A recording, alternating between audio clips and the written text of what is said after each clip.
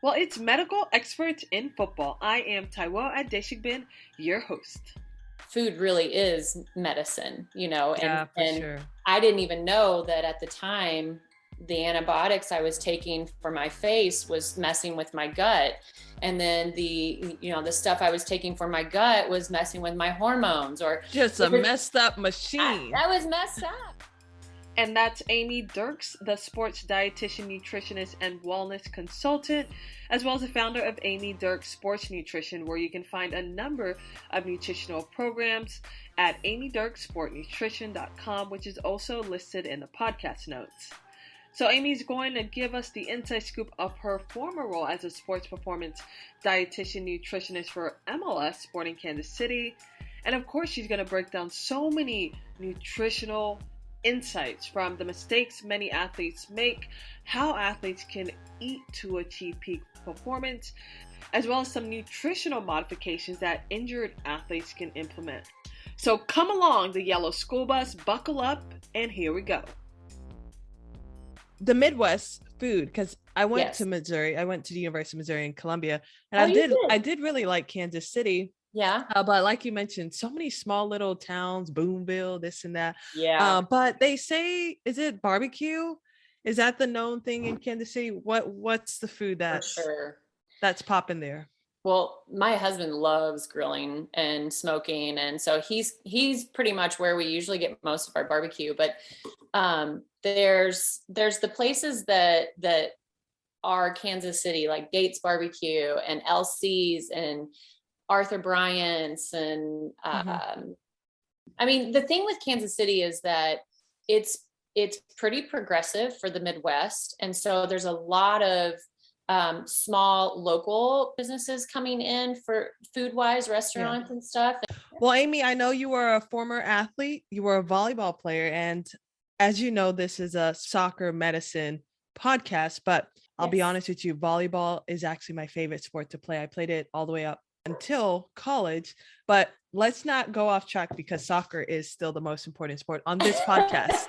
But you talked about how during your college days, like you didn't have the right healthy eating habits. Remind me, like, did you have nutritionists on site at Arkansas State to advise you? We did not. We actually, I would say our athletic trainer, Alyssa, was pretty much like our mom. She if we had any questions about nutrition or hormones, or she was the person that we went to. And our coach was the one that did our strength and conditioning. And it wasn't until my senior year and my spring season, when we're leaving, they hired a strength and conditioning coach. So we didn't really get to utilize him and his expertise. Now, I had been majoring in exercise science, so all my professors, I was asking about nutrition, and of course we got a little bit in the degree, but not to the extent that I felt like I needed, because I was one of those athletes that I had gained weight while I was playing, and I didn't know why, and I kept taking away food and exercising more, and it just wasn't working. And so I was looking for answers, and definitely wasn't finding the right answers. I did decide to get my CSCS as soon as I graduated. In personal training and strength and conditioning, you're constantly getting asked what you should be eating. And they do go hand in hand. And so that's what ultimately made me go back to school to be a dietitian, was so that I could combine those two fields together and really be the expert in both. Yeah, and I can't wait to get to that. I'm curious though, because I know for me, when I was an athlete, definitely I gained weight. I would say though, after I stopped playing, I gained a lot of weight, and I was like, whoa, like I'm not young anymore. Something's got to give. For you, after you graduated, was that the point that you started to learn more about your body, that you felt like you were in the driver's seat? Absolutely. Knowledge is power, for sure. So what sort of happened to me was I went on this spiral of, I had cystic acne that I would go to a dermatologist for, and I got an antibiotic. I had stomach issues that I, was seeing a GI doc for. And I had all sorts of I had plantar fasciitis, I had patella tendonitis, I had biceps tendonitis. But I just thought it was all related to my sport, and when I started learning more about diet and changing my diet, all of those things started improving. And so, that was a big wake up call for me, that food really is medicine, and Sure. I didn't even know that at the time, the antibiotics I was taking for my face was messing with my gut. And then the stuff I was taking for my gut was messing with my hormones, or Just a messed up machine. I was messed up. And Yeah. In my defense, I didn't know any better. And but my body was yelling at me, Yeah. and I was one of those athletes that I'll just tough it out.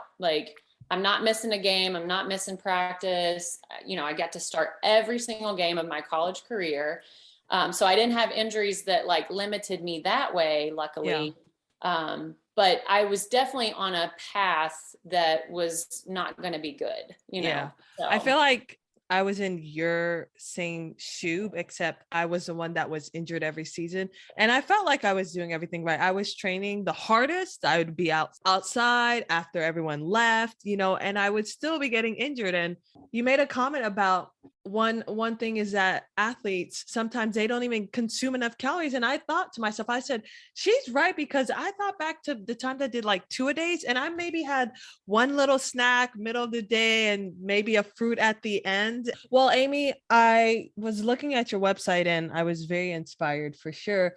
But I wanted to ask you about some of your quotes that you kind of had. The first one was, quote, body image for your young athletes, especially females, is a serious concept in sport. Overall health and well-being, performance and recovery is what should be emphasized from coaches, staff, and peers.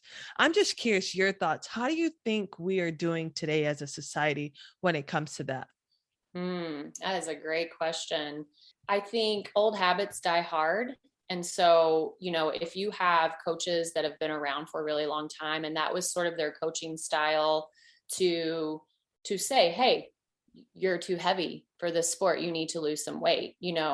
There's a more refined way of saying it. And I do think we have become more sensitive to that as we are more aware now. We're more aware of everything because of social media, because of the outlets that we have to get information. So I think that it still happens and takes place where women and men are told the wrong things in the wrong context. But I do think that we've gotten better with that. It's sport to sport, right? So obviously soccer is one of those sports that your body fat matters, how quick and agile you are on the pitch. And it would be like dancing, for example. And there's different needs for different sports. And so we honestly did body fat at Sporting KC every 6 weeks.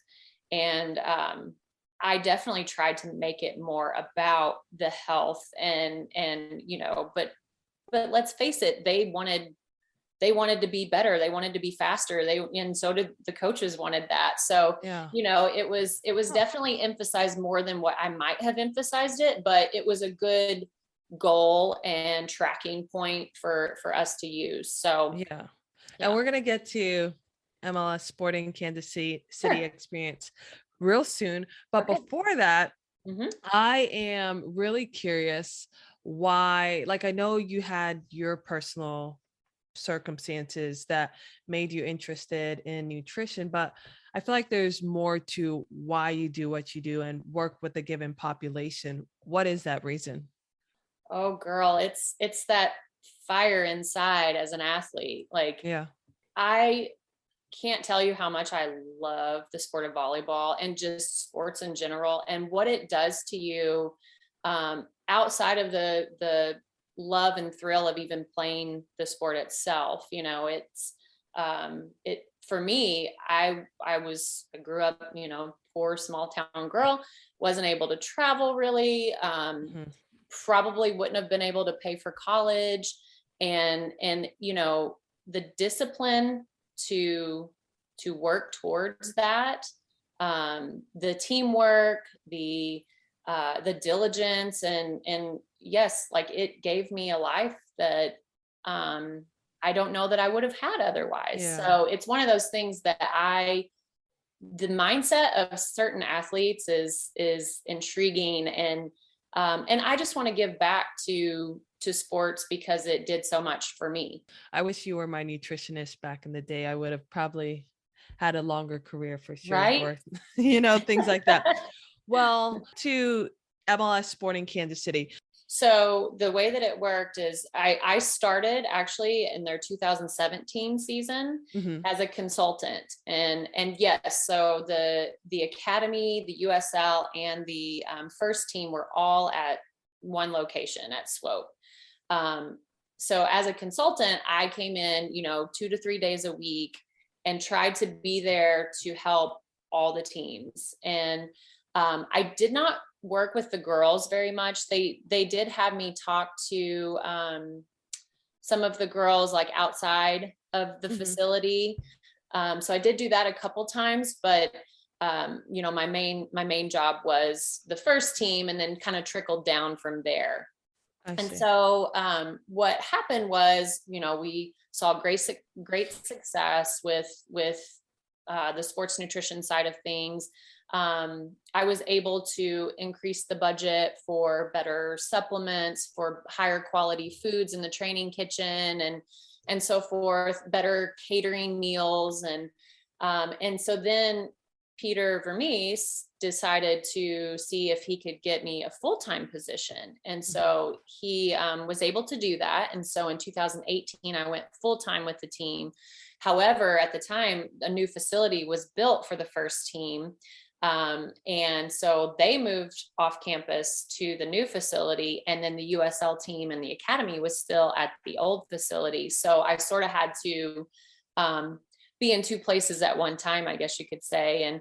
And really it was unfortunate because, with my schedule at home with my kids and stuff, I was able to take the kids to school, go to the first team before I had to go pick them up, run to the second, team. And so it wasn't managed as well as I almost needed an assistant, to sort of help me, because there's nothing that replaces someone being physically there, to help. Right. Yes, I was texting the guys and emailing and calling and we were doing that sort of thing distance wise, but it's not the same when you talk to them face to face. Yeah. And just what was it like, I guess, interacting and having to oversee all of these teams? Like, were you super stressed? Or, I mean, yes, like you mentioned, you could have had another staff, but regarding to like the dynamic, what was that all like? It was actually awesome. And it came very organic and natural. The time that I used the most was when the guys were eating. And so that would either be, pre-training or post-training. And I would just mingle with them, and I would just kind of walk around and talk to them and see what was going on. And at first, with the first team, I did go through every single one of them, ask them what their goal was, what supplements they were taking and why. And so I sort of got to know all of them that way. And then we kind of developed a strategy for each of them to accomplish that goal, through the supplements that they were taking, and through food, of course, because I am a food first, supplement second, kind of gal. But let's face it, sometimes it's hard to get in everything that you need to get in, and you need a little extra insurance. So that's what supplements are for. Yeah. And how were you all tracking it? Like, did you kind of track it on your computer, or did the guys track it themselves? Paper? Well, so I kept track of any conversations, that I had, any body fat percentages. I kept in an Excel spreadsheet. so I pretty much kept track of most of that. And what we did was, when we did body fats, when I did individual meetings, we were able to sort of zero in on those that might need a little extra help from me. And those were the ones that I might keep like an actual file on. But for the most part, you know, it was only, I don't know, 1 to 2 per team that really needed that individualized attention. So it wasn't overwhelming in that sense. Okay. You know, I think, and then I did a lot of group presentations. So that helped as well, because I had everybody together. Yeah. Now, what about like the amateur side? Would you say the same? They were fairly good too regarding to their nutrition? Or I imagine you probably weren't spending that much time. We didn't do body fats at all on like the 10 to 13 or 14-year-olds. It was pretty much like from 15 up is where we started the body fats. But I actually presented a lot to their parents. Because, you know, those kids weren't the ones that were grocery shopping and doing the cooking. And so I did present to them some, but I tried to get the parents' involvement as much as possible. So I presented to them. I sent them a weekly email, sort of reiterating nutrition messages that I was giving the team. So that way they were kind of learning as well. Mm-hmm. And so that's sort of how I involved the younger kids. Yeah. And what are your thoughts? When do you think, or do you even think kids should really be worried about body mass index? Like, and if so, like, when should they be paying attention to that? Oh, that's another loaded question because, you know, we are faced with kids that are way more overweight these days and even obese. And, you know, we're seeing adult diseases in such a younger age that there's not even studies done yet, you know? So how do we approach this and how do we manage it? And, you know, in soccer, there's not a lot of that. There's not a lot of overweight and obese kiddos because of how physically active they are.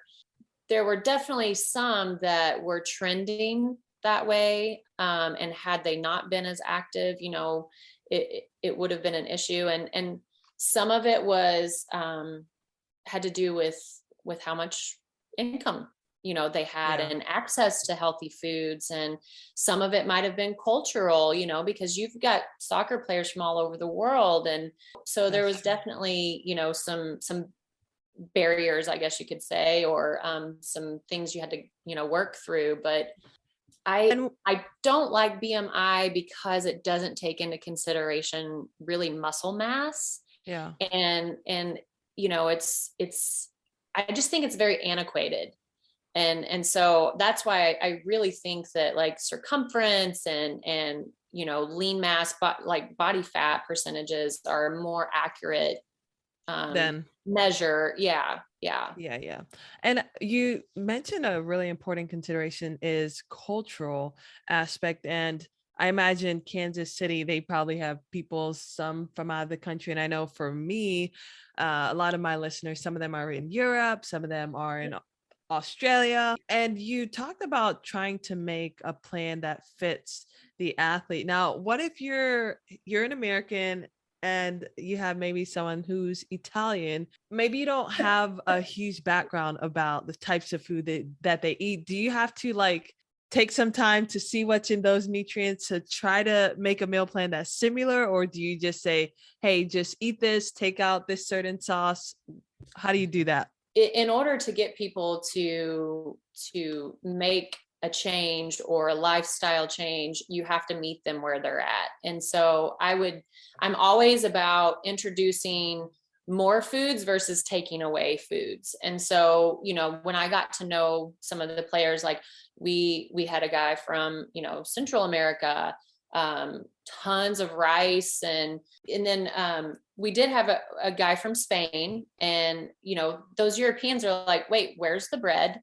And they want all the noodles, you know, and like here in America, we process noodles like crazy, and they're just not as good for you as what you can get over there. And so that was an educating point for me, for them, is to explain like, okay, you know, here's how we refine noodles and bread and make it not so healthy for you. What they got over there was probably much more what we used to get back in the day. And so I would try to incorporate maybe a healthier version of what their comfort food or their home foods, were. And luckily when I got to work full time, we had a chef. And so I was able to incorporate like certain days that were certain, like Mediterranean Monday and so forth. And players were fairly happy with that? Yeah. Oh yeah. Oh, nice. That's awesome. Yeah. That is awesome. Rice, we can incorporate these foods. They can be healthy too. And, part of your everyday, but maybe let me show you what a serving of rice looks like, so you don't fill your whole plate with it, because you're only getting a certain amount of nutrients with that. And I would want them to get as many as they could from that meal. So, and I will say this, even talking with some of the past questions that you asked, like one of the best things about working with sporting was the support from their coaching staff, from their upper management. It was so empowering to have them, first of all, listen to what I said and actually do it themselves too. Yeah. But also genuinely care about their players and their well-being and tell them, what she tells you to do is what you need to do. And so it made my job so much easier because I had that support. Last question regarding to the MLS Sporting Kansas City. You answered one of my questions, which was about kind of comparing amateur versus professional athletes and their needs. And you kind of mentioned already that you kind of teach them the foundation and then you go on to make that individualized program. Now, I am curious, what was the hardest concept breakthrough to amateurs and then for professional athletes? I pretty much took away all the bagels and breads and all of that stuff that they were eating, because they were all like the terrible ones, like I'm like, we can have some sourdough and, we can do this in a healthier manner, but none of them were very happy with me when I first did that. And that was all like young and old. They're like, what, where are all the bagels? And so I just, again, Peter was like, we're ripping the Band-Aid off. We're not going to do this in a way that is like, oh, well, you can still have that. And he's like, no, if that's not what they need to fuel properly, then we're getting rid of it. And so we really did like take everything out of the training kitchen. And then I just added in like the healthier yogurts. We did rice cookers to cook steel cut oats in the morning, and then had all the, good toppings and stuff for that, and avocados and healthier fats. And so once and I posted little recipes of what they could do and combinations of the foods. And so once they got over the initial shock of not having a bagel before practice, they were okay with it. And really it's just when you change anything for an athlete, sometimes that freaks them out. And so you just have to like do some baby steps in there and talk to them about it and why you're doing it. And a lot of times just educating them and explaining why you're doing it makes all the difference in the world. So now, Amy, though, taking out something altogether, I'm sure some of those athletes went home to eat their bagel. Oh yeah. I just know they did. But at least they did it within the facility. So it was still essentially baby steps for them, I'm assuming. Right. Exactly. Well, let's jump right into the nutritional aspects. This is not a nutritional course, guys. But we are going to go through just the general basics and get right through, because there's a lot of stuff I want to talk about, from managing injuries to performance. But can you just tell me a real simple definition of carbohydrates? Sure. A carbohydrate is essentially any food that will break down into sugar in the blood.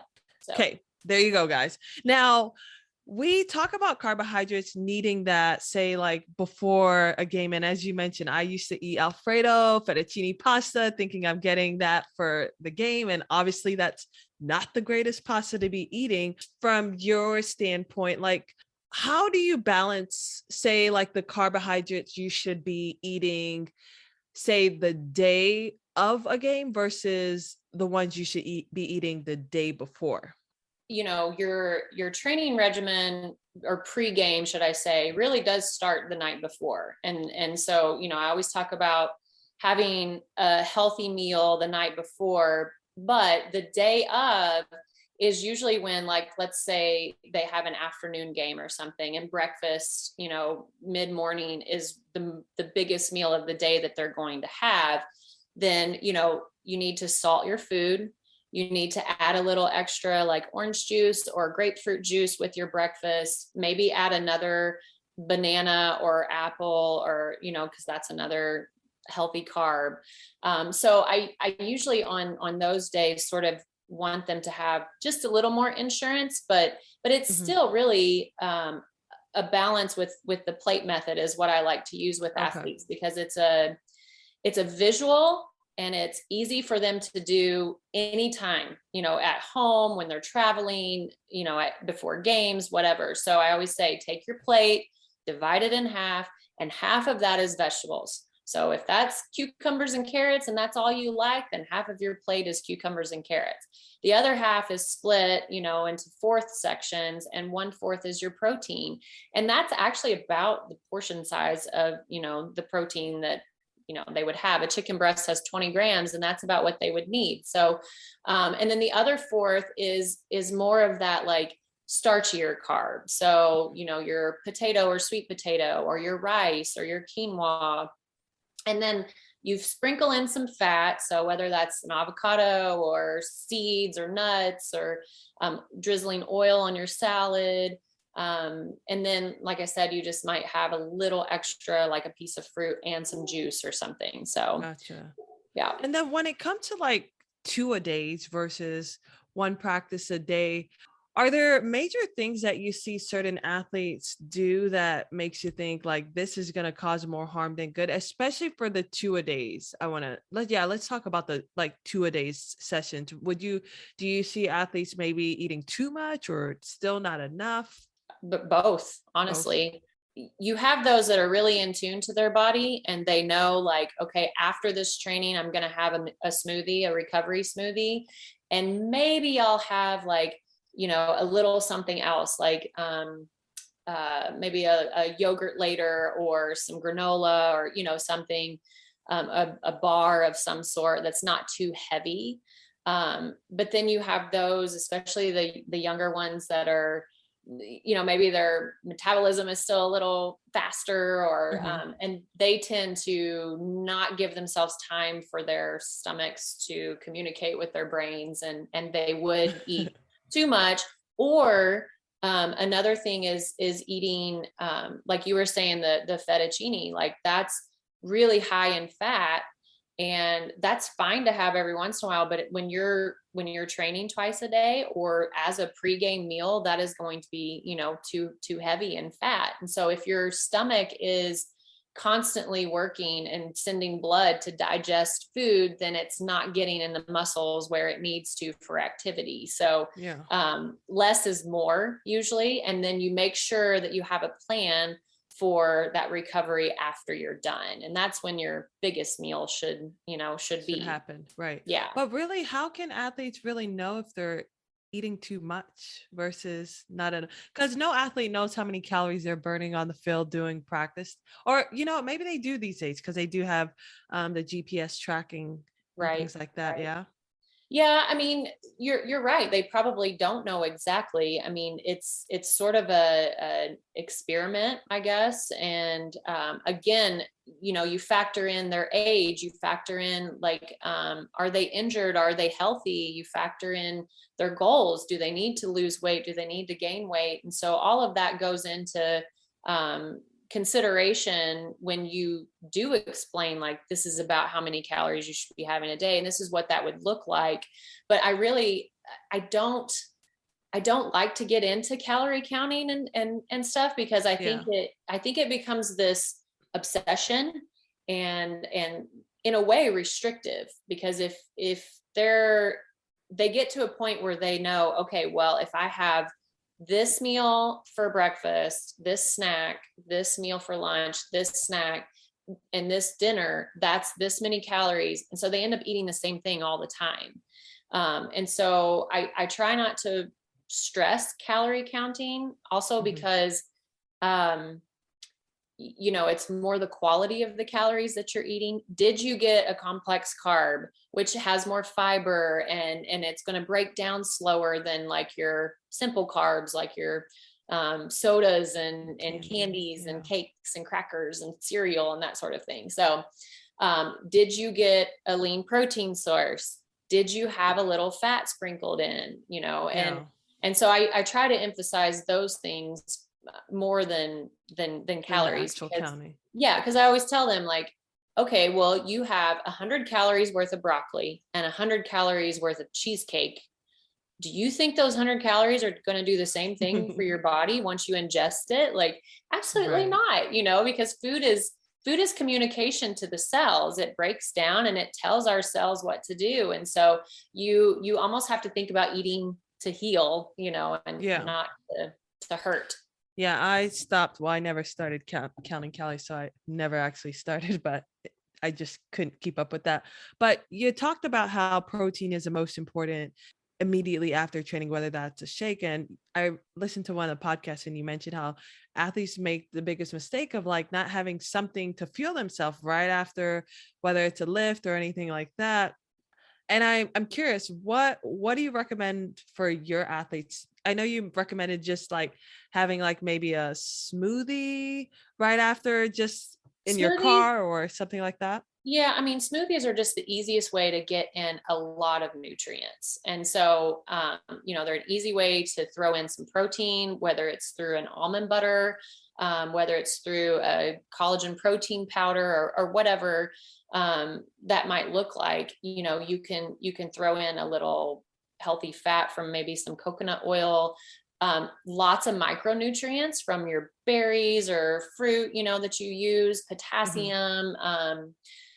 It's almost like drinking a salad is what I would equate it to. And so you're just getting a lot more bang for your buck. The other thing too, and especially with soccer players, is they don't always love to eat right after they play. And so, but they will drink something. And so it's just and I found it's just easier to give them, a recovery smoothie versus trying to get them to eat like actual food. That's true.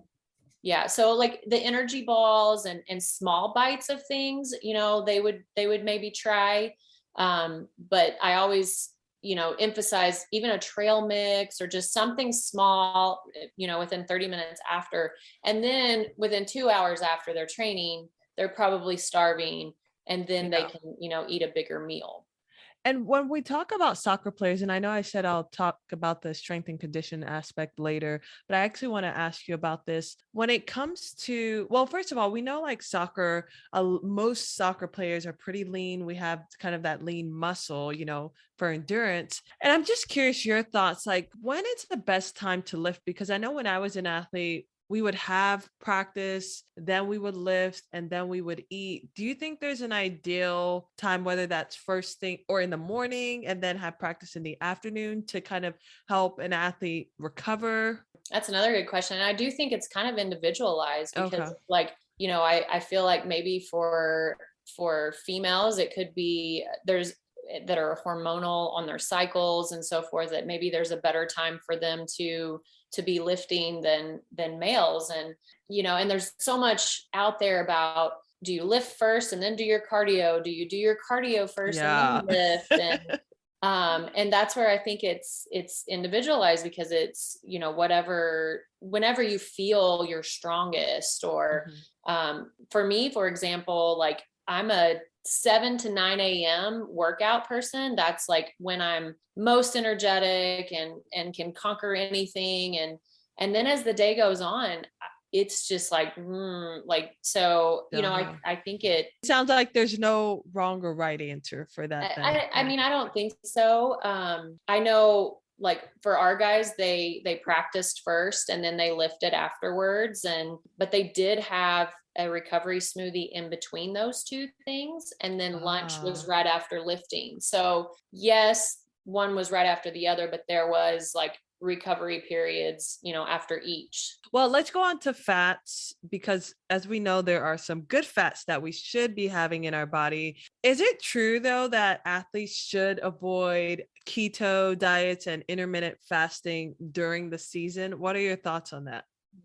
Well, first I would say don't try anything new until off season. And even a new supplement or new food, like preseason or off season is the best time to experiment with those kind of things.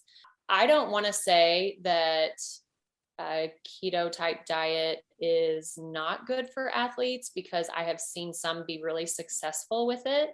But then you have the total opposite, and you have those that are vegan and all they eat are vegetables and fruits. And I think some athletes are so metabolically efficient that they can go from one energy source being carbohydrates or sugar to using fats and ketones as an energy source. One thing I will say is that fat is very energy dense. And so I don't think it should be looked past, because I do feel like it supports testosterone and hormones, and does keep your blood sugar levels much more steady. And I'm not saying that if you ate fat and then you bonked from not having any glucose or glycogen left, that fat would come into the rescue. But essentially, like, if you are metabolically efficient, it can get to that point, right? So, for myself, I think lower carb is better for me, but that doesn't mean no carb.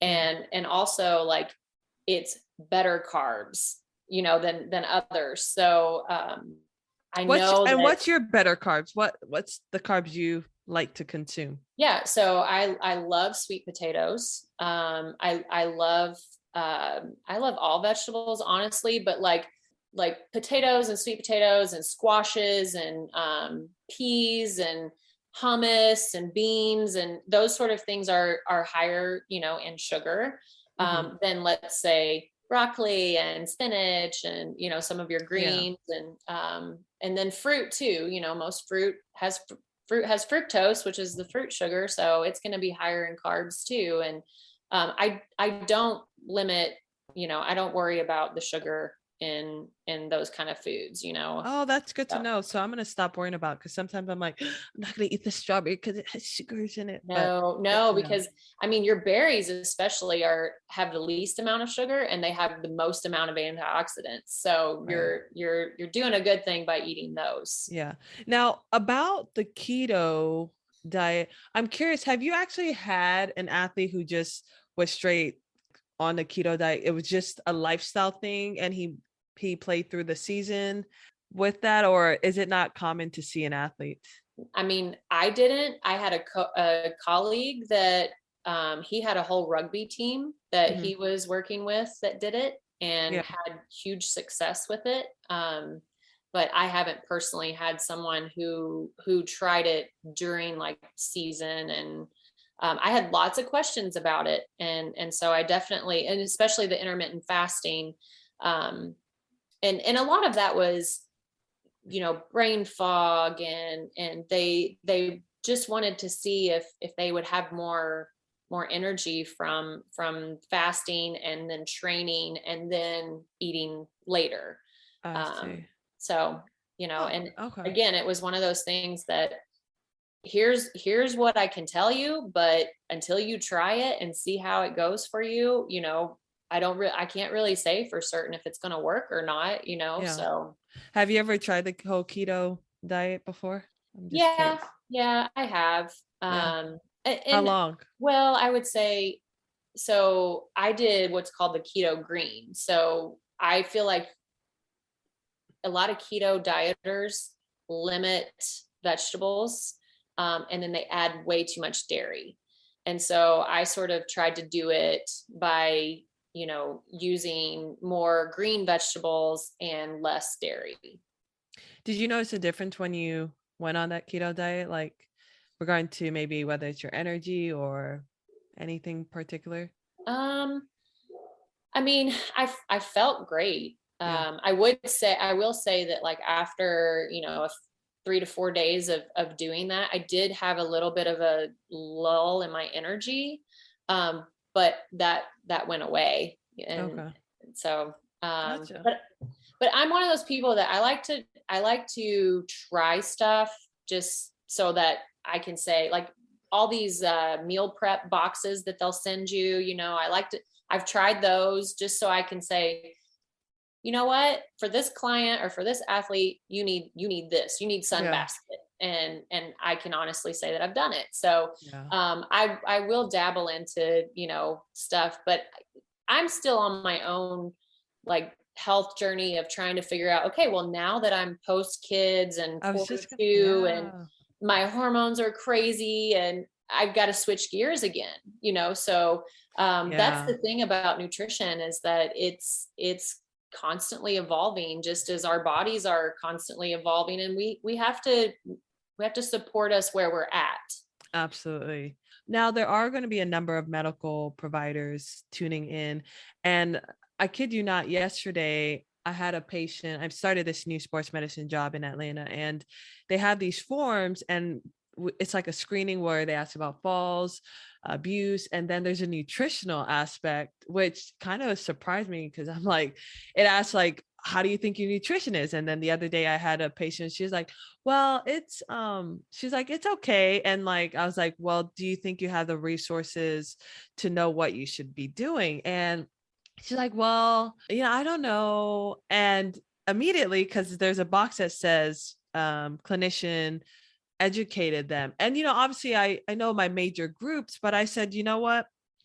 I don't feel like I can articulate that in an easy way for her today. But I said, you know what? Next session, we're going to talk about your nutrition and just some basic concepts. And then if you need to seek a nutritionist, we can refer you. But I thought it was interesting that a form had that. And I was like, I don't even know how I can break this down in simple terms.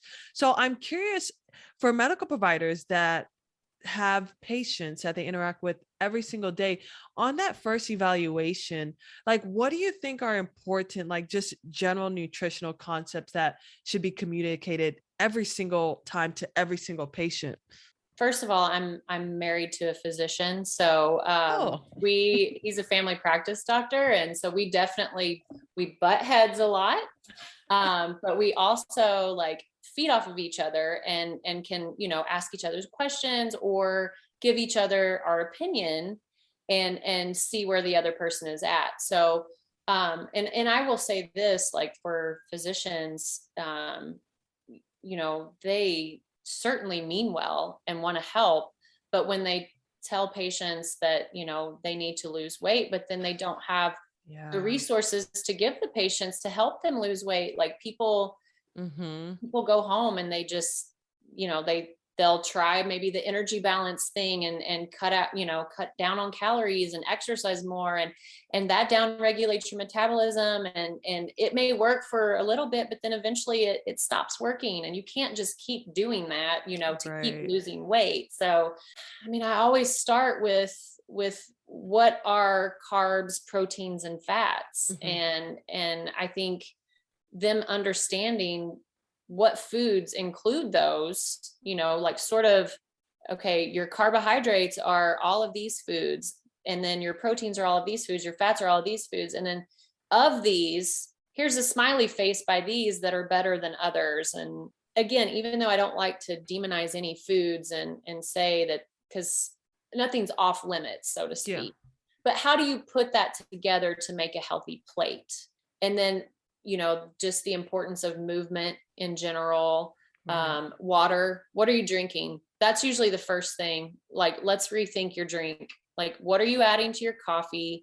What kind of Starbucks drinks are you getting? Are you drinking juice? Are you drinking sodas? Are you, there's so many things that we can be drinking nowadays.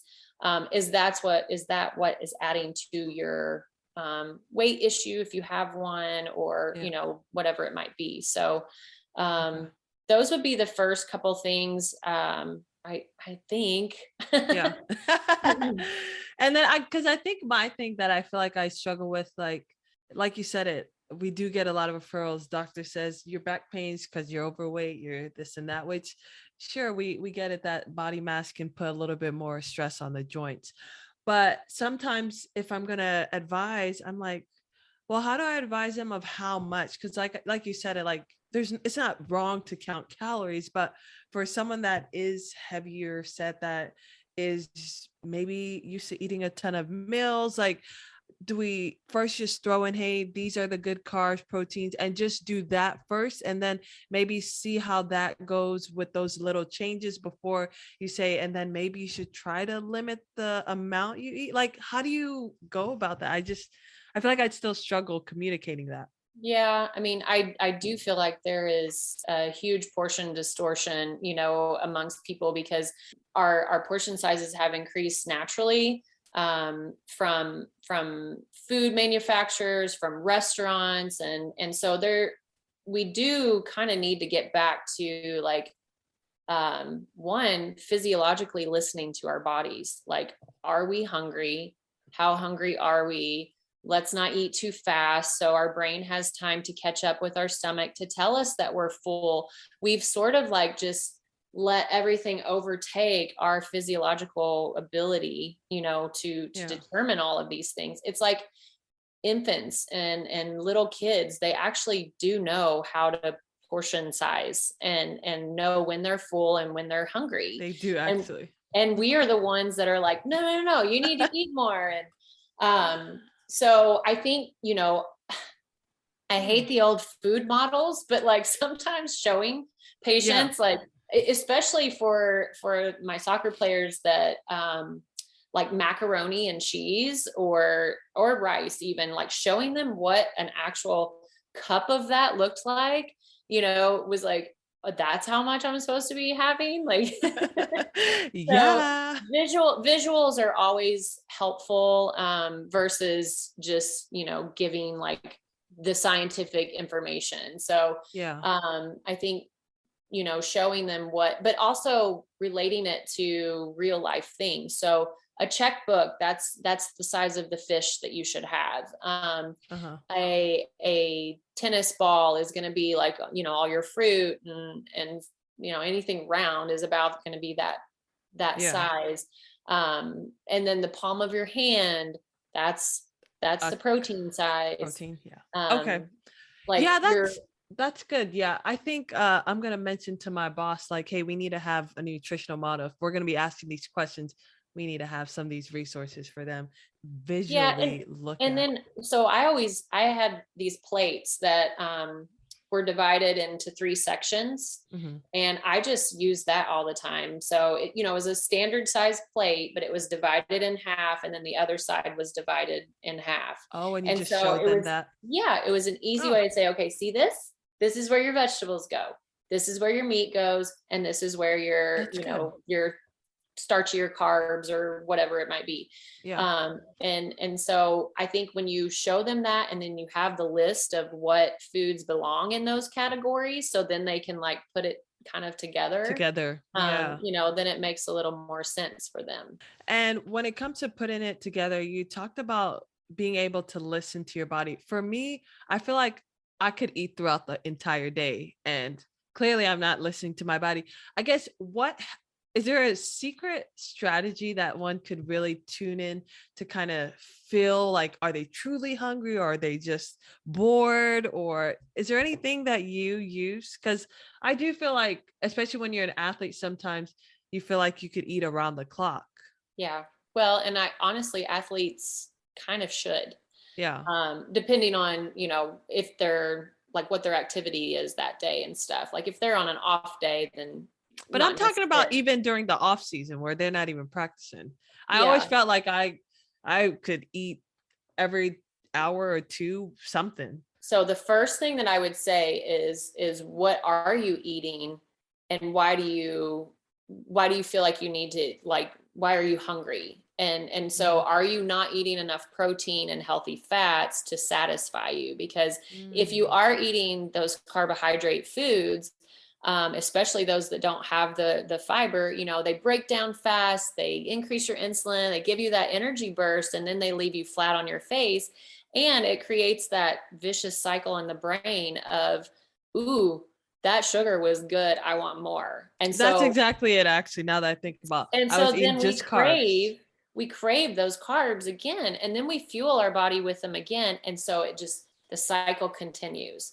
Whereas when we have a little bit of fat and some protein with that snack, we're sustained, our energy levels are sustained, and we don't feel as hungry.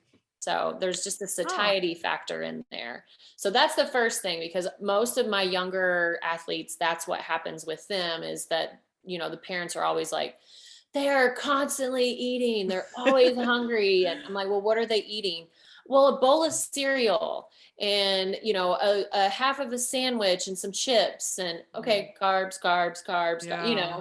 it's not enough to sustain them, to fill them up. So Wow, that's it for me. Wow. Game changer. Game changer. yeah. Amy, I And told you tomorrow I'm getting it it. could I'm be getting it. boredom, it could be I thirst. don't get bored. It's the carbs. It's the carbs. Yeah, When you're it good. comes to prevention, there's a lot of overuse, lower extremity injuries, especially in soccer players. And me being a former athlete myself, I experience it. And I have so many that come through my clinic with either a hamstring, a groin. I'm just curious, from your history working with soccer players, is there a common pattern that you've seen from these players that seem to have these almost like overuse injuries? Like, is it that they're not eating enough or they're not getting enough proteins? I know it might be a difficult question to actually even answer, but have you seen a common pattern? Well, yeah, I mean, more like bone related, I feel like, Uh-huh. like they're lacking vitamin D big time. Like that was always something that almost every single player was consistently low in when we tested. Hmm. And you have to have vitamin D to absorb calcium. So that was always something that we supplemented with. Let's see what else. I mean, definitely just not having a recovery routine. Hmm. And so again, you create that vicious cycle when you don't recover properly and eat the right foods. The yes, protein is definitely beneficial, but I think just antioxidants in general. Hmm. Sleep is huge. That was another thing that a lot of them weren't getting enough sleep, and that's when our bodies heal. Right. And so once you created that recovery routine where you had something after every training or match, and then you got the proper sleep, you took the right supplements, Yeah. and wasn't just eating. I mean, really, sugar has a lot to do with gluten, sugar, for some people, dairy. Like your main allergens too with food can contribute, but I don't know. I wouldn't say that I saw like a very consistent pattern, Yeah. but definitely the vitamin D was a big thing. Going back to vitamin D, if you don't have a good amount of vitamin D, yes, sure, stress fractures can happen.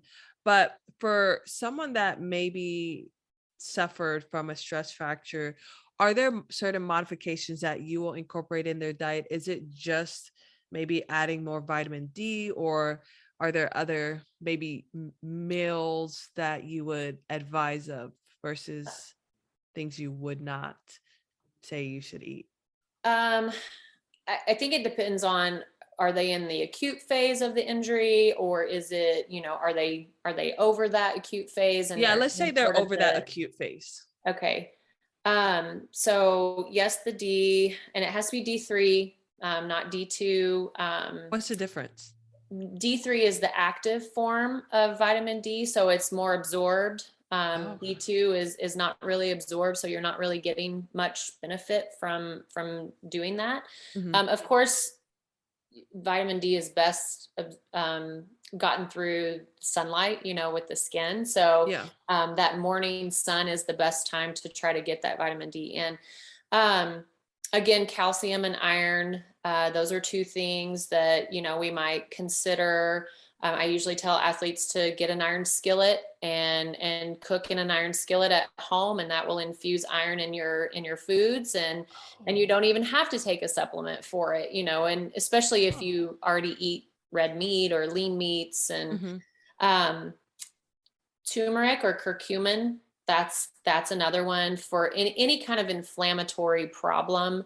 Curcumin has been around for thousands of years, and I think it's a great anti-inflammatory and anti-pain med, or supplement. So, and again, that's one of those that, yes, you can get it through eating curry and turmeric, but it's not as absorbed through that way versus, having a supplement, or even through the skin if you have like a turmeric cream of some sort. Like lotion? Yeah. Really? So magnesium is another one of those that is best absorbed through the skin. So if you are having, leg cramps and can't sleep, and then I always say take an Epsom salt bath before bed, and the magnesium and the Epsom salt will soak through your skin, and it will kind of build up and help with some of those issues. Bone broth is another one that I like to use for recovery, because it has good amino acids in it. It has gelatin in it, which obviously gelatin and collagen are going to help with joint health.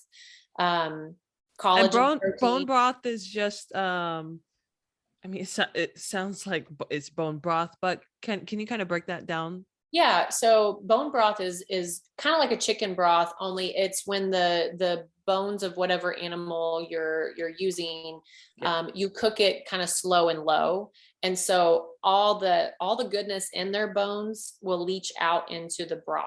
And so you can do you can add like herbs and vegetables and stuff to it as well, or you can just straight up like slow cook the bones and then skim the stuff off the top and then drink what's there. And so that was something that I had the chef make on a weekly basis, and it was always available to the players, and you kind of have it like a soup or a tea. But you can also, now there's so many bone broths over the counter, like at grocery stores and stuff. Yeah, I was gonna ask where at would it be, like where like normally the chicken broth and all that's located at? Yep, exactly. So that's where it will be, the shelf stable kind. And then you'll find the there's some like health food stores that have it in the freezer section. But I always tell them to cook their rice and quinoa and stuff with it. So you can use it, for soups, but you can also, instead of just water, use bone broth to cook your rice and your, grains. Oh, okay. Amy, there are going to also be athletes who are either college athletes, actually, who are wanting to take their game to the next level. What's the best advice that you could tell them overall regarding to their health, given your nutritional, your strength and conditioning background, and obviously also your experience as a former athlete? Ooh, well, I would first tell them to try to find a trusted source of information. If you have questions, find the right person to ask, or the right, trusted site. And then again, I would focus on what are you drinking first. And like I'm working with a senior right now that's about to go to college. She's going to be a goalkeeper, and she had me do like a cookbook for her college. So like she told me what she would have access to. So like a shared kitchen, and then, the cafeteria and so forth. And so it's learning how to choose what's best for you with what you have. Because, cafeterias are full of unhealthy stuff, but if you know what to look for, you can get, some healthier options. So, get the salad, not the cereal, and get the salad. And for me, I would tell myself like to not starve yourself, and to not, you don't have to work out in addition to what you're already doing for practice. Like there's a reason why you're gaining weight and you're having all these inflammatory issues. So find a team, find support that, you know, will help you get you answers and get to the bottom of it. So that was good. That was really good. Now, for future providers who want to work in a sports setting, because as we know, even as a physical therapist or doctor working in sports medicine, the jobs are not just out there, you know, there are few. What is the best advice that you could give an early nutritionist who hopes to kind of make their mark within a professional organization? I love this question. I had so many people wanting to be my intern when I was with Sporting, and unfortunately I couldn't do it because, you know, it's a very private like environment. You can't just let anybody come into the athletic training room and, you know, and so what I did was I tried to help them by, like, I met them outside of the facility and answered their questions, and I had them do like a couple little kind of projects for me that had to do with sports nutrition that would help them learn, but also it, you know, it helped me. But I was that intern one time too, you know, and I pretty much chalked it up to like, well, sports nutrition is too hard to get into, so I'm just going to go the wellness route.